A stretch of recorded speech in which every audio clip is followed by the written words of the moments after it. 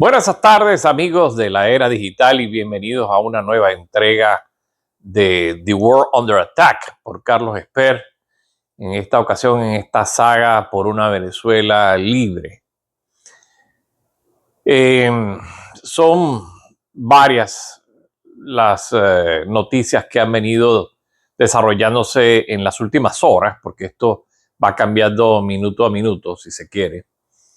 La circunstancia que está viviendo Venezuela en la actualidad después de la remoción del usurpador han derivado en una multitud de eventos a nivel internacional y por supuesto local en Venezuela, donde por supuesto el partido comunista y el PSUV han hecho unas manifestaciones, me imagino arrastrando a la gente, metiéndola en los autobuses, dándoles alguna fundita de comida, alguna cajita club, algo para que puedan hacer acto de presencia y reclamar la devolución de Super Bigote.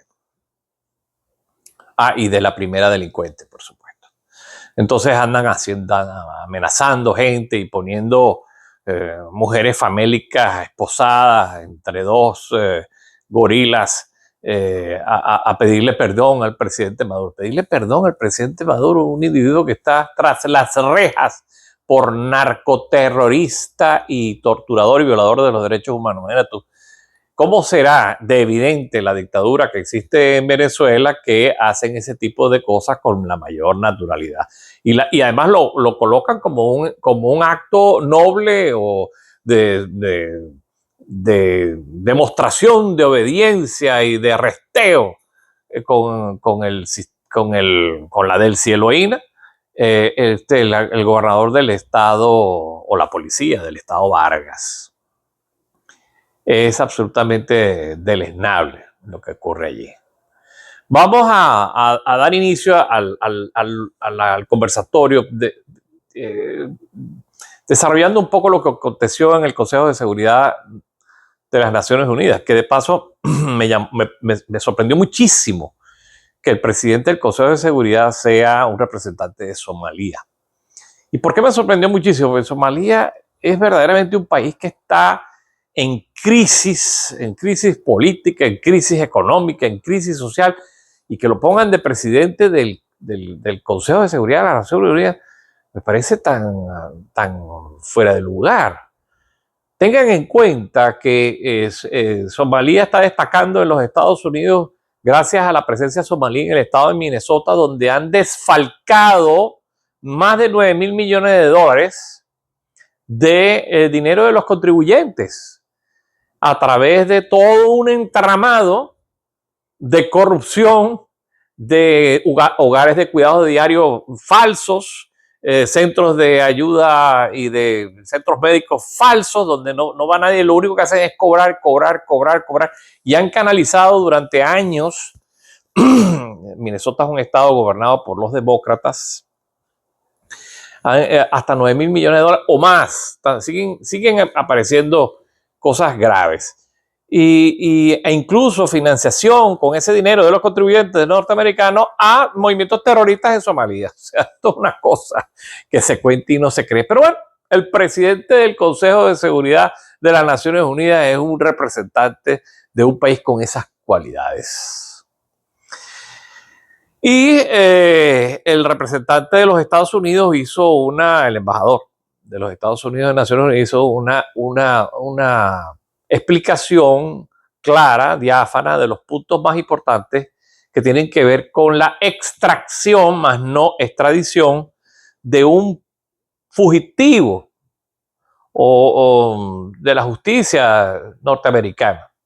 Una persona sobre la cual pesaba una recompensa, pesaba una recompensa sobre su cabeza, y que así como Silita fue también capturada. Y entonces, ¿qué ocurre? Inmediatamente la izquierda que controla las Naciones Unidas y la izquierda más variopinta, obviamente la más radical es la que está haciendo todo el ruido posible a nivel mundial, porque la izquierda más radical está vinculada directamente al narcoterrorismo internacional y al fundamentalismo islámico. Entonces hacen mucho ruido en este tipo de eventos, pero el embajador de los Estados Unidos puso los puntos sobre las IES, indicando que lo que se produjo fue una operación policial, más no militar. Policial acompañada, asistida de un operativo militar por las razones propias de las cualidades de la extracción, de lo que iban a enfrentar para lograr la extracción, pero que en definitiva era una captura policial porque a este individuo había que presentarlo en un juzgado en Nueva York para enfrentar los cargos de narcoterrorista y traficante de armas. Y, son una cantidad importante de causas que va a enfrentar Super Bigote, que ya se avisoran aproximadamente 2 cadenas perpetuas mínimo. A Silita parece que le pueden salir como unos 30 años. Pero bueno, para la edad que tienen probablemente no salgan ni con vida de la cárcel, a donde van a terminar parando. Ambos, cada uno en la cárcel de mujeres y el otro en una prisión de máxima seguridad. Es un delincuente común a todos los efectos jurídicos del Poder Judicial norteamericano porque Estados Unidos no reconoce a Maduro como presidente de la República porque sabemos que el 28 de julio del 2024 se robó las elecciones. Y como se robó las elecciones, es un usurpador del poder en Venezuela. Entonces, por ende, no es presidente porque no fue legítimamente elegido. Él se impuso por la fuerza gracias al apoyo de Delcy, su hermanito y Diosdado Cabello y Padrino y bueno, y toda la estructura criminal que tiene a su servicio, porque las Fuerzas Armadas venezolanas no están para defender el país de amenazas externas, están para impedir que internamente la gente pueda alborotarse y defenestrarlos. Para eso es que están. Y por eso es que no hay nadie en las calles. Fíjense que nadie está en las calles manifestando, o sea, no es multitudinaria la manifestación de la gente en el país reclamando la devolución de Maduro. Son cosas donde ustedes ven las cámaras muy enfocadas y las calles son muy estrechas. Si realmente hubiese una indignación por una cosa como esa, bueno, deberían llenar la Avenida Bolívar. Pero no es el caso. Y ellos lo saben. Y lo que están tratando es de vender una imagen que no los va a llevar a ninguna parte ni les va a dar ningún resultado. Entonces, siendo un presidente usurpador ilegítimo, no aplica la teoría de que está protegido por una inmunidad de jefe de Estado, porque no es jefe de Estado. Eso es como la barbaridad que hicieron de juramentar a Daisy Eloína como presidente temporal, provisional. ¿Presidente de qué? Si tampoco fue electa. Pero bueno, vamos a pensar que dentro de este proceso de estabilización, porque Marco Rubio lo describió muy bien, vamos a una estabilización, vamos a una recuperación económica y luego vamos a un proceso de transición. Entonces, 3 etapas, lo describió el día de hoy. Entonces, Delcy Eloína, que es vicepresidenta impuesta, usurpadora también, pasa a subir un peldaño como usurpadora mayor. Pero bueno, en todo caso, prestó juramento ¿para qué? ¿Para qué? Y debe haber presentado juramento poniendo la mano sobre el libro de los versos satánicos de Salman Rushdie. No creo que haya sido una iglesia, porque se le habría quemado, no creo que haya sido una Biblia, porque se le habría quemado la mano. Y adivina quién le sujeta el libro como si fuera un paje de la reina. El hijo de Maduro, Nicolásito. Fue una tragicomedia lo que vivimos allí, porque si hay ahora lo que todo socialcomunista detesta es el absolutismo monárquico, bueno, pero pero este personaje ahora es la jefe del Poder Ejecutivo y el hermano es el jefe del Poder Legislativo. Y entre los dos tienen amordazado al Poder Judicial. Más absolutismo que eso es que no hay ni siquiera una monarquía absolutista en el planeta que tenga tanto control como tienen ahora mismo los hermanos Rodríguez. Dicho esto, se presenta una situación muy particular en Venezuela de estabilidad.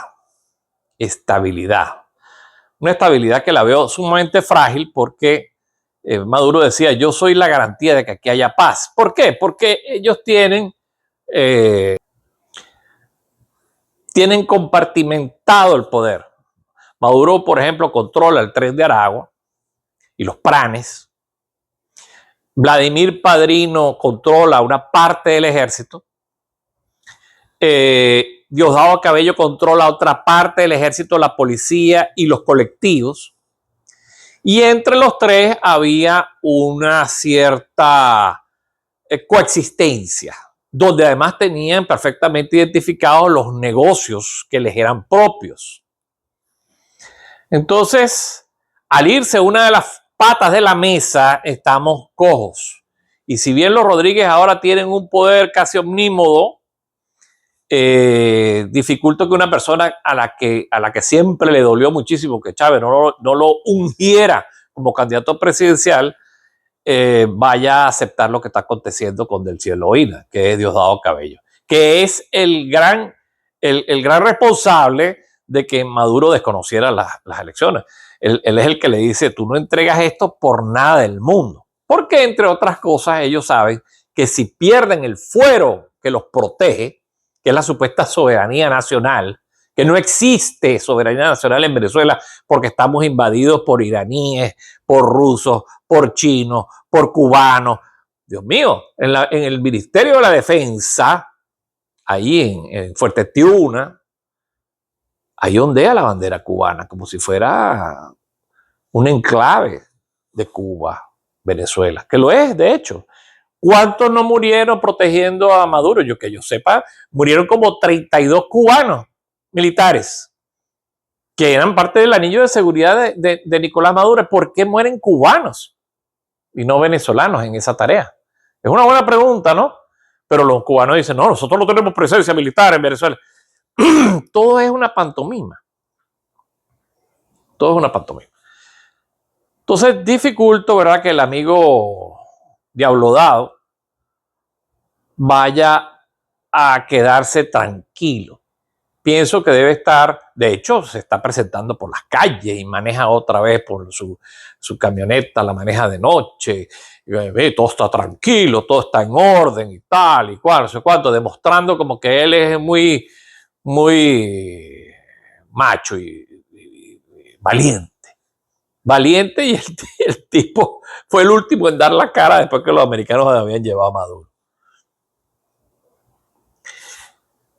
Pero internamente es indiscutible, él tiene un poder, se rodea además de gente muy sádica, torturadores de oficio y asesinos a sueldo que el Del Cielo Ina, me imagino que duerme dentro de la habitación del pánico que dejó Maduro, que no le permitió, al cual Maduro no pudo entrar a tiempo, porque no es de confiar. Ahora, ¿qué lo debe tener un poquito aplacado? Que Trump ya les hizo ver que es capaz de hacer lo que tiene que hacer cuando tiene que hacerlo, y que les mandó el mensaje, bueno, si se me ponen cómicos, yo, si no se me ponen a desmontar la parafernalia del Estado represor, policial, de destrucción económica y de servilismo o de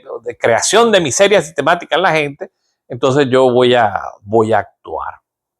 Y hay varias peticiones que se están haciendo, ya han transado algunas, como por ejemplo los 30 a 50 millones de barriles que mencionó Marcos Rubio, y que se mencionaron, que ratificó Marcos Rubio, porque lo mencionó Trump ayer en uno de sus tweets. Entonces tenemos que llegar primero a una estabilidad que permita desmantelar el aparato. Eso va a tardar un tiempo, aunque, como ya dijimos, la Constitución le otorga 90 días prorrogables por otros 90 días para una supuesta ausencia del presidente de la República, catalogada como temporal. Pero todo el mundo sabe que esto de temporal no tiene nada. Pero no puede declarar absoluto porque entonces tendría que convocar elecciones en los 30 días siguientes y todos quieren tiempo suficiente como para ver qué va a pasar en los próximos 6 meses. Convocar elecciones, ya incluso la propia María Corina ha dicho, yo estoy presta para presentarme como candidata, pero dentro de un esquema controlado, que es lo que Estados Unidos ha anunciado. Nosotros vamos a ser los veedores de Venezuela y vamos a entrar en una fase posteriormente de reconstrucción económica y de infraestructura para dar pie a algo que pueda definirse como una transición que dure en el tiempo. Pero hay que desmontar una parafernalia que lleva 27 años estructurándose de una manera orgánica, endémica. Esto es un cáncer que ha minado prácticamente todo el organismo viviente y que hay que aplicar muchísima radioterapia, quimioterapia, operaciones procedimientos quirúrgicos, en fin, para poder ver qué se puede salvar y comenzar a reconstruir un país. ¿Qué implicaciones puede tener esto en la región? Magníficas, todas las mejores del mundo, porque por definición terminará poniéndose mucho peor la cosa para Cuba, para Nicaragua, que son los aliados naturales del servilismo castrochavista. Claro, siempre va a tener Cuba a México allí bien dispuesta la Claudia Sheinbaum para facilitar cualquier cosa que necesiten, porque es del mismo grupito. Pero el tema de tener una presencia militar que está neutralizando el narcotráfico y está incluso interviniendo los barcos petroleros está haciendo que el régimen venezolano se vea totalmente asfixiado, porque sus ingresos principalísimos, que es la droga y los ilícitos y los comercios ilícitos, está trancado. Ahora, ellos sí están bloqueados. Eso sí es un bloqueo. No la payasada que los cubanos dicen que están bloqueados. No, no, no. En Venezuela existe un bloqueo y ahí va a haber un control y una supervisión de todo lo que allí acontezca, al punto que van a reabrir la embajada americana para convertirlo en un centro de operaciones que dé lugar al desmantelamiento del aparato. Tiene que darse la liberación de los presos políticos, tiene que generarse el cierre del helicoide. Tienen que comenzar a suceder una serie de eventos que den lugar a que los Estados Unidos estén conscientes de que el proceso va por buen camino. En el interregno yo creo que van a ocurrir cosas que lamentar. Sí lo creo, porque eso es un nido de escorpiones y la naturaleza del escorpión es terminar matándose entre ellos, ¿no? Así que esto continúa.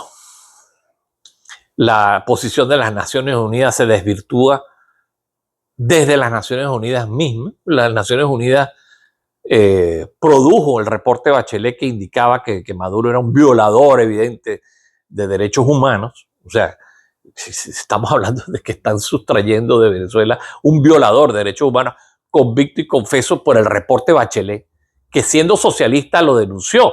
O sea, imagínense las barbaridades que habrán allí en ese reporte. Y también el hecho mismo de que las Naciones Unidas hizo otro reporte que decía que las elecciones de Venezuela eran espurias, que eran demasiadas irregularidades juntas.